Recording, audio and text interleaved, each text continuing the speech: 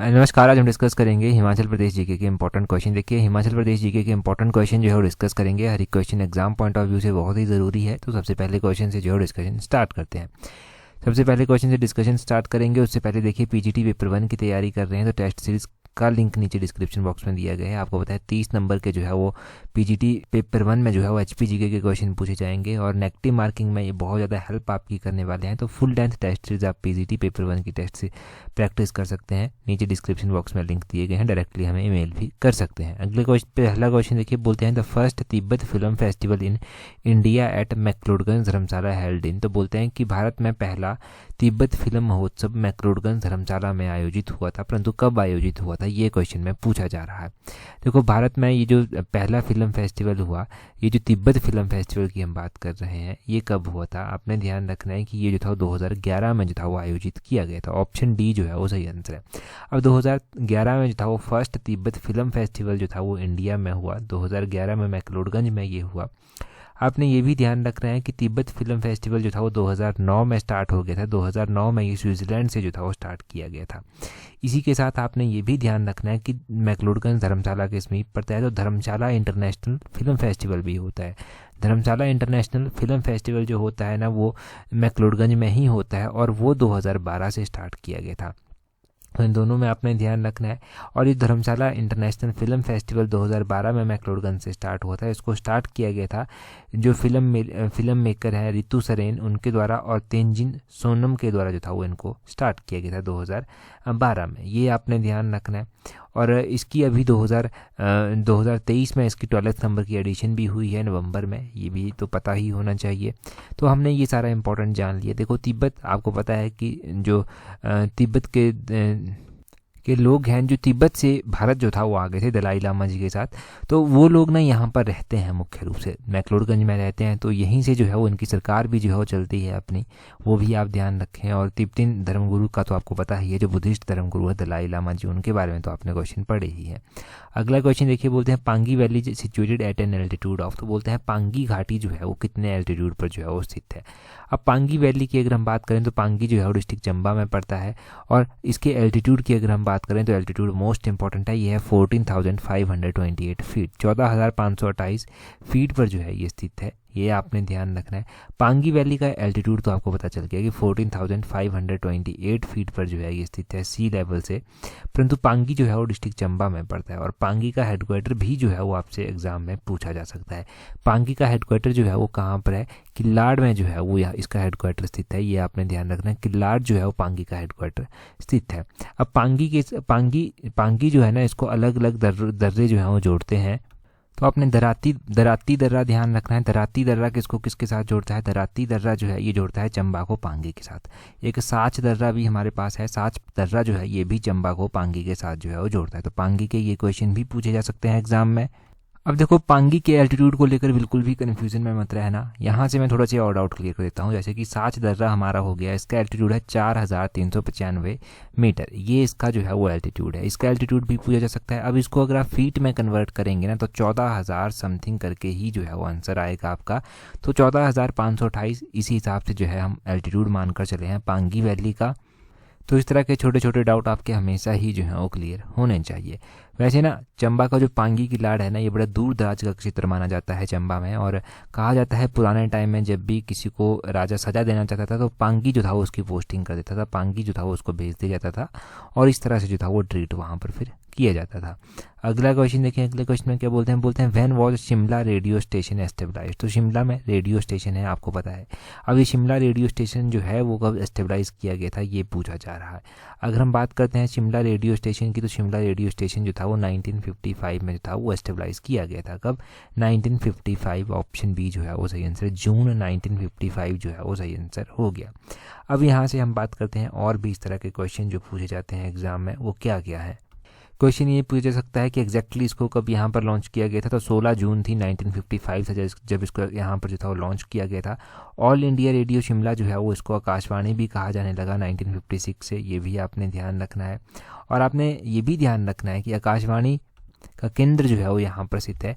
अब एक क्वेश्चन हमने और भी पढ़ा था कि फर्स्ट प्राइवेट रेडियो जो है वो कौन सा है, first private radio station Himachal का कौन सा है, ये इस तरह से क्वेश्चन हमने पढ़ा था कि radio station first private station जो था वो कौन सा आया हिमाचल में। तो अगर हम हिमाचल के कॉन्टेक्स्ट में बात करते हैं तो वो बिग FM करके था। उसकी फ्रीक्वेंसी आपने ध्यान रखनी है कि उसकी फ्रीक्वेंसी क्या थी, तो 91.9 बिग FM करके जो है वो इसकी फ्रीक्वेंसी है। 91.9 FM करके जो है वो इस रेडियो की जो है वो फ्रीक्वेंसी है, जो हिमाचल प्रदेश का जो है वो फर्स्ट प्राइवेट रेडियो स्टेशन है। और यहाँ पर क्या क्या क्वेश्चन बनते हैं, देखो हिमाचल प्रदेश से अभी कोई करंट अफेयर का इस तरह का क्वेश्चन बनता है तो हिमाचल प्रदेश से जो है वो minister of information and broadcasting है। Minister of information and broadcasting कौन है, तो वो है अनुराग ठाकुर। उनका नाम आपने ध्यान रखना है कि अनुराग ठाकुर जो है वो minister of information and broadcasting है। बहरहाल इनके पास जो है वो खेल मंत्रालय भी जो है वो प्रेजेंट टाइम में है, तो वो भी आपने ध्यान रखना है। इसी तरह हम पढ़ते हैं कि दिव्य हिमाचल न्यूज़पेपर उसको कब स्टार्ट किया गया था। HS में क्वेश्चन पूछा गया था कि दिव्य हिमाचल न्यूज़पेपर जो था वो कब स्टार्ट किया गया था या फिर कब उसको एस्टेबलाइज किया गया था, तो उसको 1997 में जो था वो एस्टेबलाइज किया गया था। ये भी एक इस तरह का क्वेश्चन बन गया 1997। अभी रेडियो की बात ही हो रही है तो रेडियो डे भी जो है वो मनाया जाता है। कि रेडियो डे कब मनाया जाता है, ये क्वेश्चन इंडिया में पूछा जा सकता है आपसे कि इंडिया में कब मनाया जाता है। 13 फेब को 2023 को पहले मनाया गया, अगले साल मनाया जाएगा, तो 13 फरवरी को जो है ये मनाया जाता है। ये भी आपने ध्यान रखना है। और ये वर्ल्ड रेडियो डे है ना, इंडिया में क्या पूरे वर्ल्ड में मनाया जाता है ये वर्ल्ड रेडियो डे 13 फरवरी को, ये आपने ध्यान रखना है। अगला क्वेश्चन देखिए हमारे पास क्या है, बोलते हैं who is the local deity of Pooh region in Himachal Pradesh. तो बोलते हैं पूह रीजन जो हिमाचल प्रदेश का है, यहाँ के जो लोकल डाइटी हैं, यहाँ के जो लोकल देवता हैं वो जो है वो कौन है, तो बोलते हैं कि पूह रीजन जो हिमाचल का है यहाँ पर डाबला देवता जो है वो मुख्य रूप से हैं। ऑप्शन ए जो है वो सही आंसर है। पूह जो है वो कहाँ पर पड़ता है, पूह जो है वो किन्नौर डिस्ट्रिक्ट में जो है वो पड़ता है, ये आपने ध्यान रखना है। और इसकी एलिवेशन कितनी है, इसकी एलिवेशन है लगभग 2662 मीटर। इनके अगर हम फीट में बात करेंगे तो 8736 फीट करके जो है वो उसका एल्टीट्यूड है, ये भी आप ध्यान रखें। अगर हम यहाँ से किन्नौर की बात कर लेते हैं तो किन्नौर में बसपा वैली पड़ती है जिसको सांगला वैली भी जो है वो कहते हैं। अगर हम किन्नौर की ही बात करते हैं तो किन्नौर का हेडक्वार्टर पूछ लिया जाता है, किन्नौर का हेडक्वार्टर जो है वो कहाँ पर स्थित है, तो किन्नौर का हेडक्वार्टर जो है वो रिकांगपिओ में जो है वो स्थित है। इसका हेडक्वार्टर आपने ध्यान रखना है कि किन्नौर का हेडक्वार्टर कहाँ पर स्थित है। किन्नौर जो हिमाचल में जुड़ा था ना, तो हिमाचल का ये 6 नंबर का डिस्ट्रिक्ट जो था वो बना था। 6 नंबर का डिस्ट्रिक्ट तो ये बना है हिमाचल प्रदेश का, परंतु कौन से ईयर में बना, ये भी क्वेश्चन पूछ लेते हैं। तो 6 नंबर का डिस्ट्रिक्ट ये 1960 में जो था वो बना था। 1960 में जो था वो किन्नौर हिमाचल में जुड़ गया था आकर। ये आप ध्यान रखें, किन्नौर नामक डिस्ट्रिक्ट जो था वो 1960 में बनाया गया था। जब हिमाचल बना था 4 डिस्ट्रिक्ट थे, 5वें नंबर का बिलासपुर और 6ठे नंबर का किन्नौर जो था वो बना था। अगर हम पूह की बात कर रहे हैं तो पूह को जो है वो लोकल लैंग्वेज में क्या कहते हैं, ये स्मॉल टाउन है, इसको स्पुआ भी कहा जाता है। इसको क्या कहते हैं, स्पुआ भी जो है वो इसको कहते हैं, ये आप ध्यान रखें यहाँ पर। और किन्नौर में जो मैरिज के टाइप आते हैं उसमें हम दरोस पढ़ लेते हैं, दुब पढ़ लेते हैं, दम चालीसम पढ़ लेते हैं। यहाँ पर हम जाने खंग जाने तंग करके जो है वो मैरिज के टाइप पढ़ लेते हैं। किन्नौर में जो हम झीलें पढ़ते हैं, सुरंग झील बहुत बार एग्जाम में पूछी गई है। नाको झील तो आपको याद ही होगी, ये जो है वो किन्नौर में स्थित है। ये भी यहाँ से आपने चीज़ें जोड़नी है। और ये सारी चीज़ें रिवाइज देखो बड़ी बेसिक हैं, परंतु रिवीजन सबसे इंपॉर्टेंट होता है। यहाँ से नए क्वेश्चन भी आपके हो जाएंगे और रिवाइज भी चीज़ें हो जाएंगी। अगले क्वेश्चन में बोलते हैं what was located at the place of viceregal lodge before its construction. तो बोलते हैं कि वाइसरेगल लॉज जब बना ना तो उससे पहले यहाँ पर क्या हुआ करता था। यहाँ पर देखिए आपने ध्यान रखना है, क्या स्टेट म्यूजियम होता था, सिशिल होटल होता था, पीटरऑफ होटल होता था या ऑब्जर्वेटरी हाउस होता था। यहाँ पर ऑब्जर्वेटरी हाउस जो था वो हुआ करता था। ऑप्शन डी जो है वो सही आंसर है। इस तरह से आप लिंक कर सकते हैं कि वाइसरेगल लॉज जो है वो ऑब्जर्वेटरी हिल्स पर स्थित है, तो ऑब्जर्वेटरी हाउस यहाँ पर होता था। वहीं से शायद इन पहाड़ियों का नाम भी पड़ा होगा या फिर पहाड़ियों के नाम से जो है वो हाउस का नाम पड़ गया होगा।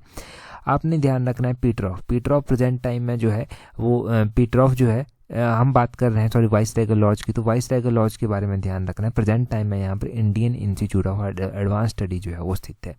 Indian institute of advance study कब से यहाँ पर कार्यरत है या फिर कब इसको स्थापित यहाँ पर किया गया था, ये भी तो पता होना चाहिए आपको, क्योंकि ये भी क्वेश्चन बन सकता है एग्जाम में।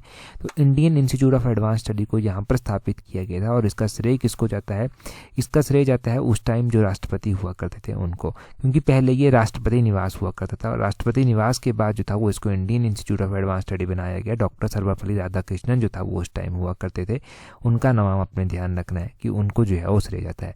वाइस रेगल लॉज देखो, इसकी कंस्ट्रक्शन 1888 में जो था वो कंप्लीट हो गई थी। 1888 में ये बनकर तैयार हो गया था।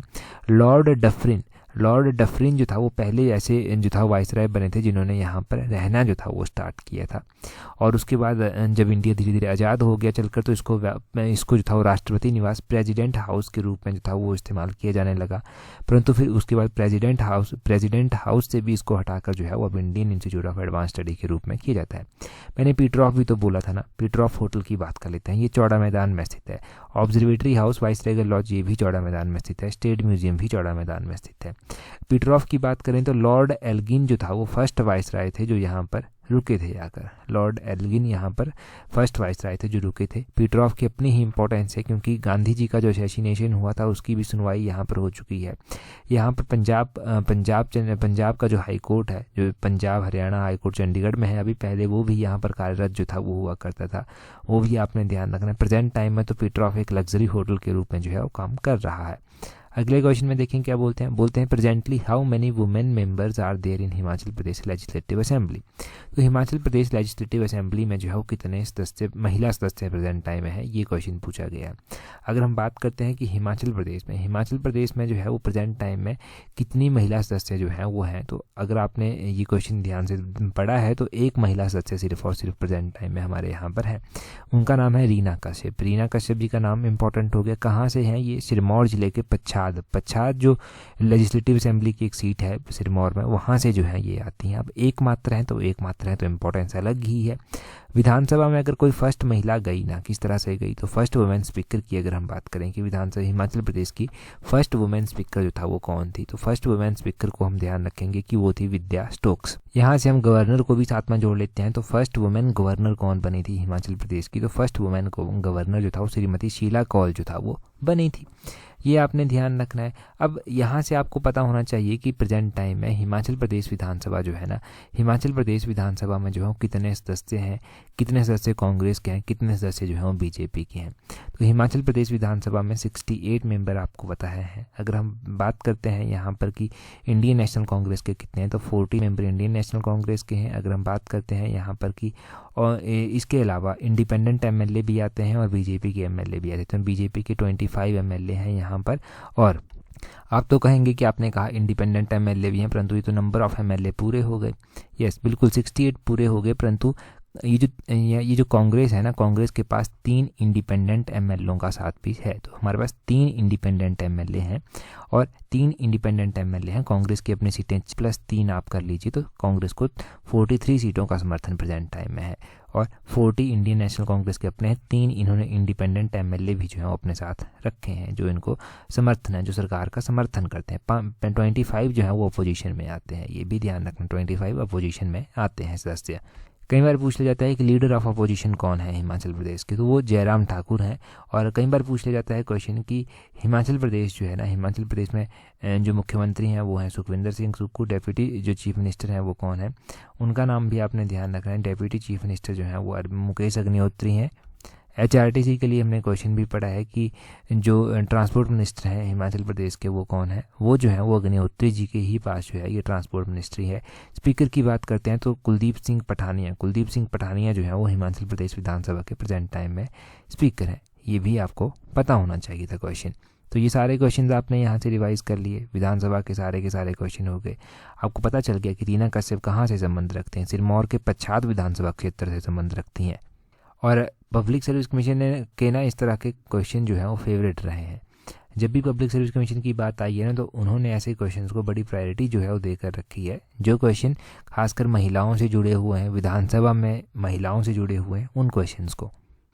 अगला क्वेश्चन देखिए हमारे पास क्या दिया गया है। नेक्स्ट क्वेश्चन में बोलते हैं, यहाँ पर बोलते हैं what was the composition of Shimla hill states and Punjab hill states out of 30 states on 15 अप्रैल 1948। तो 15 अप्रैल 1948 को क्या हुआ था, हिमाचल प्रदेश का गठन हुआ था। जब हिमाचल प्रदेश का गठन हुआ था तो यहाँ पर 30 छोटी बड़ी रियासतें जो था वो हुआ करती थी। सही बात है, वही तो क्वेश्चन में कहा गया है, परंतु ये पूछते हैं कि इनमें से जो है वो कितनी जो है वो शिमला हिल स्टेट्स की थी और कितनी पंजाब हिल स्टेट्स की थी। ये क्वेश्चन यहाँ पर एग्जैक्टली पूछा गया। तो 30 में से आपने ध्यान रखना है कि 30 रियासतों में से जो है वो 30 कुल जो छोटी बड़ी रियासतें थी उनमें से 26 तो थी शिमला हिल स्टेट्स की, ये थी शिमला हिल स्टेट्स की। और 26 के अलावा जो 4 बच जाती हैं, 4 किसकी थी, ये थी पंजाब हिल स्टेट्स की। तो इसका 26 + 4 ऑप्शन बी जो है वो सही आंसर हो जाएगा। इस तरह से भी क्वेश्चन एग्जाम में पूछा जा सकता है। तो ये भी आपके पास टेक्निक होनी चाहिए क्वेश्चन को सॉल्व करने की, क्वेश्चन को पढ़ने की और उसको आंसर करने की। टेस्ट सीरीज़ में यही तो खासियत होती है कि इस तरह के क्वेश्चन आप प्रैक्टिस कर पाते हैं जो आपको बाकी बच्चों से डिफरेंस करते हैं और मेरिट में थोड़ा सा आगे ले जाते हैं। एक पुश आपको लगता है, एक धक्का आपको लगता है थोड़ा सा नंबरों में, और थोड़ा सा आगे आप निकल जाते हैं। चाहे वो पीजीडी पेपर 1 की टेस्ट सीरीज़ हो, चाहे वो अलाइड सर्विसेज की टेस्ट सीरीज़ हो। हम बात कर रहे हैं 15 अप्रैल 1948 की। तो हमने जान लिया यहाँ पर किस तरह से जो है वो 30 छोटी बड़ी रियासतें थी, 26 जो था वो क्या थी, 26 जो था वो शिमला हिल स्टेट्स की थी, 4 जो था वो पंजाबी पहाड़ी रियासतें थी।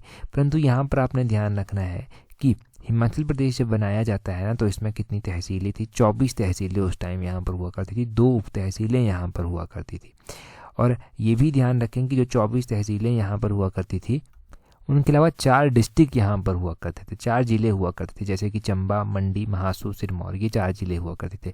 अभी टेट के एग्जाम में क्या पूछा गया था कि बिलासपुर कब जो है वो हिमाचल में विलय हुआ। बिलासपुर का विलय हुआ जुलाई महीने में और 1954 ईयर था। जुलाई 1954 को जो था वो बिलासपुर का विलय हुआ था। और जब जैसे ही बिलासपुर का विलय होता है इसका एरिया भी इंक्रीज हो जाता है, 5वें नंबर का जो है वो ये क्या बनता है, ये जो है वो जिला बन जाता है। एरिया पहले तो हिमाचल का एरिया था 27,018 और उसके बाद बढ़कर कितना हो गया एकदम से, उसके बाद जो है उसका एरिया 28,186, ये जो है वो इसका क्या हो गया, एरिया बढ़कर हो गया। फिर धीरे धीरे जो था वो हिमाचल प्रदेश में ना क्या हुआ, हिमाचल प्रदेश में अलग अलग ज़िले जुड़ते गए और हिमाचल प्रदेश जो है वो अपने जो प्रेजेंट टाइम का अस्तित्व हम देखते हैं 55,673 का जो इसका एरिया है स्क्वायर किलोमीटर का, वो जो है वो एरिया ये धारण कर लेता है। इस तरह से हिमाचल प्रदेश का गठन जो है वो हुआ। और कब हुआ ये, अभी एग्जाम में टेट के एग्जाम में क्या क्वेश्चन पूछा गया था, बहुत सारे बच्चे वहाँ पर कंफ्यूज हुए। मैंने कितनी बार आपको बताया है कि टेट के एग्जाम में क्वेश्चन पूछा गया था कि पार्लियामेंट के द्वारा जो था वो कब जो था वो एकमत से जो था वो हिमाचल प्रदेश को पूर्ण राज्य का दर्जा बनाने का प्रस्ताव पारित किया गया था। तो वो दिसंबर महीने में किया गया था, 18 दिसंबर 1970 में किया गया था। 1970 में किया गया था। उसी के परिणाम स्वरूप तो हमें देखने को मिलता है कि 25 जनवरी थी और 1971 था। हिमाचल प्रदेश को भारत का 18वें नंबर का राज्य जो है वो बना दिया जाता है, पूर्ण राज्य का दर्जा जो है उसको दे दिया जाता है, पूर्ण राज्य जो है उसको मिल जाता है। और इंदिरा गांधी उस टाइम प्राइम मिनिस्टर हुआ करती थी। जैसे ही पूर्ण राज्य का दर्जा दिया जाता है पहले गवर्नर भी हिमाचल को मिल जाते हैं और श्री एस चक्रवर्ती जो है वो पहले गवर्नर जो है वो हिमाचल प्रदेश को मिलते हैं। और मुख्यमंत्री के रूप में हम देखेंगे कि उस टाइम कौन थे, तो मुख्यमंत्री के रूप में जो था वो डॉक्टर यशवंत सिंह परमार ही जो था वो उस टाइम हुआ करते थे। डॉक्टर यशवंत सिंह परमार जो था वो देखो 4 बार मुख्यमंत्री रहे YS परमार जी, 4 बार रहे। पहली बार 1952 से 56 तक, दूसरी बार 1963 से 67 तक, तीसरी बार 1967 से 72 तक, चौथी बार 1972 से 1977 तक। और कई बार क्वेश्चन पूछा जाता है कि पहले नॉन कांग्रेस जो था मुख्यमंत्री कौन थे, तो वो शांता कुमार जी थे। अगला क्वेश्चन देखिए, अगले क्वेश्चन में बोलते हैं during the reign of which ruler large number of Hindus came from plain and settled in Kullu. तो बोलते हैं कि किस राजा के कार्यकाल के दौरान, कौन सा वो राजा था जिसके कार्यकाल के दौरान जो था वो मैदानी इलाकों से बड़ी संख्या में हिंदू आए थे और कुल्लू में आकर जो था वो बस गए थे। देखिए ये थे कुल्लू के राजा जगत सिंह। ऑप्शन ए जो है वो सही आंसर हो जाएगा। जगत सिंह के कार्यकाल के दौरान क्या हुआ, जगत सिंह के कार्यकाल के दौरान जो था वो प्लेन एरिया से जो था वो लार्ज नंबर ऑफ हिंदू लोग जो है वो आते हैं और यहाँ पर आकर बस भी जाते हैं। आपने ये भी ध्यान रखना है कि जगत सिंह जो था वो कुल्लू के सबसे शक्तिशाली राजा जो था वो माने जाते थे और औरंगजेब के द्वारा इनको कुल्लू का राजा कहकर भी जो था वो सम्मानित किया गया था। इन्हीं के कार्यकाल के दौरान जो था वो क्या हुआ था, एक ब्राह्मण ने जो था वो इनकी मिसअंडरस्टैंडिंग या फिर इनकी गलती के कारण जो था वो अपने खुद को जलाकर जो था झोंपड़ी में अपने परिवार सहित आत्महत्या कर ली थी। अब दोष ये खुद को देने लगे। उसके बाद जो था वो इन्होंने दामोदर दास को अयोध्या भेजा था और अयोध्या से जो था वो भगवान राम की रघुनाथ जी की मूर्ति जो था वो वहाँ से मंगवाई थी। रघुनाथ जी की मूर्ति यहाँ पर आती है, यहाँ पर आकर स्थापित की जाती है और उसके बाद कुल्लू का दशहरा जो है वो यहाँ पर शुरू हो जाता है। तो ढालपुर मैदान से जो है वो कुल्लू का दशहरा जो है वो मनाया जाता है। राजा जगत सिंह ही थे जिनके कार्यकाल के दौरान कुल्लू की राजधानी जो था वो नग्गर से सुल्तानपुर को जो था वो स्थानांतरित जो था वो की गई थी। और 1660 का ये टाइम था जब नगर से इसकी राजधानी जो था वो सुल्तानपुर को स्थापित की गई थी, सुल्तानपुर में जो था वो बनाई गई थी। अब जगत सिंह ने जो कहा जाता है कि जगत सिंह ने 1660 में जो था वो रघुनाथ जी का मंदिर भी यहाँ पर बनाया था और एक महल का निर्माण भी जो था वो यहाँ पर कराया गया था। तो ये सारे क्वेश्चन आपने इनके बारे में ध्यान रखना है कि क्या क्या जो था वो जगत सिंह के कार्यकाल के दौरान हुआ था, किस किस तरह से हुआ था, क्योंकि इनके बारे में डेफिनेटली एग्जाम में क्वेश्चन बने हुए हैं। इनके बारे में क्वेश्चन बने हुए हैं तो आपको याद भी रखने हैं साथ में कि किस किस तरह के क्वेश्चन एग्जाम में बन सकते हैं। कुल्लू की स्थापना विहंग मणिपाल के द्वारा जो था वो की गई थी। और कुल्लू के बारे में एक और क्वेश्चन पूछ लिया जाता है कि कुल्लू के जो है वो कौन से राजा हुए जिनके कार्यकाल के दौरान गुरु गोविंद सिंह जी ने जो था वो कुल्लू की यात्रा की थी। तो कुल्लू के राजा थे वो राज सिंह, जिनके कार्यकाल के दौरान जो था वो गुरु गोविंद सिंह जी के द्वारा जो था कुल्लू की यात्रा जो था वो की गई थी। तो गुरु गोविंद सिंह जी के समकालीन भी आपने यहाँ से ध्यान रखने हैं कि कौन से राजा हुआ करते थे, ये भी क्वेश्चन बनता है एग्जाम में। आगे बोलते हैं क्वेश्चन में बोलते हैं Pangana was situated in which of the following princely state, कि पंगना जो है वो कहाँ पर स्थित है, कौन सी रियासत में जो है ये पड़ता है। तो ये पंगाणा जो है ये कहाँ पर पड़ता है, ये पड़ता है आपके सुकेत रियासत में। ऑप्शन बी सही आंसर। जी हाँ, सुकेत रियासत जहाँ से मंडी भी अलग हुआ था और जिसकी स्थापना वीरसेन के द्वारा की गई थी। वीरसेन जो था उसकी स्थापना की थी 765 ईस्वी में जो था वो इसकी स्थापना हुई थी। अगर हम बात करते हैं इस रियासत में क्या क्या हुआ, तो जब वीरसेन इसके संस्थापक जो है, जब ये राजा हुआ करते थे तो इनके कार्यकाल के दौरान चंबा के राजा जो मुषाण वर्मन हुआ करते थे ना, उन्होंने यहाँ पर आकर शरण ली थी, क्योंकि उनको अपनी रियासत छोड़कर भागना पड़ा था। उनकी नर्स जो था वो उनको यहाँ पर ले आई थी, तो वो इनका पालन पोषण जो है वो इस रियासत में आकर होता है। अब यहाँ पर आकर होता है, बाद में चलकर जो है ये वीर सिंह की बेटी के साथ जो है उनका विवाह होता है। और पंगाणा इन्हें जो है वो दे दिया जाता है दहेज के रूप में, या फिर यूँ कहें कि पंगाणा को जो है वो जागीर इनके दे दिया जाता है दहेज के रूप में। और उसी तरह जो है वो बाद में चलकर मुषाण वर्मन, आप सोचेंगे कि चंबा कैसे पहुंचे बाद में चलकर, तो उन्होंने कुछ राजाओं की हेल्प ली और चंबा के ऊपर फिर से आक्रमण किया और चंबा को जो था फिर से अपने हाथ में ले लिया, चंबा रियासत को फिर से अपने हाथ में जो था वो ले लिया था। अगर हम बात करते हैं सुकेत रियासत की, तो सुकेत रियासत के ही एक राजा हुए जिनका नाम गरुड़ सेन था, जिन्होंने सुंदरनगर, जिसको प्राचीन जो है वो बनेड़ भी कहा जाता है, उसकी स्थापना जो था वो की थी। और सुकेत के ही राजा पूछ जाते हैं कि अंतिम शासक कौन थे, तो लक्ष्मण सेन यहाँ के अंतिम शासक थे। मंडी रियासत जो है वो सुकेत से अलग होकर बनी। तो मंडी शहर की स्थापना किसने की थी, क्वेश्चन ये पूछ लिया जाता है। मंडी शहर की स्थापना राजा अजबर सेन के द्वारा की गई थी। इनके द्वारा यहाँ पर भूतनाथ मंदिर भी जो था वो बनाया गया था। और मंडी रियासत की स्थापना असल में किसके द्वारा की गई थी, तो मंडी रियासत की स्थापना जो है वो राजा बाहुसेन के द्वारा जो था वो की गई थी। और मंडी रियासत की स्थापना राजा बाहुसेन ने जो था वो की थी लगभग 1000 ईस्वी में जो था वो राजा बाहुसेन जो है वो उसकी स्थापना करते हैं। और मंडी के अंतिम शासक कौन थे, मंडी रियासत के अंतिम शासक राजा जोगिंदर सेन जो था वो हुआ करते थे।